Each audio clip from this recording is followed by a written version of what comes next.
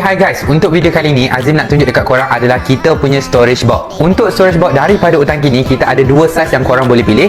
Yang ni adalah 56 liter dan yang ini adalah 30 liter. Untuk design storage box daripada Utangki, korang boleh pilih sama ada korang nak handle macam ni ataupun korang tak nak handle. So kalau tak nak handle, korang kena pegang dekat bahagian kiri dan kanan macam ni. Kalau korang beli storage box daripada Utangki, kita akan bagi sekali dengan wooden cover dekat korang.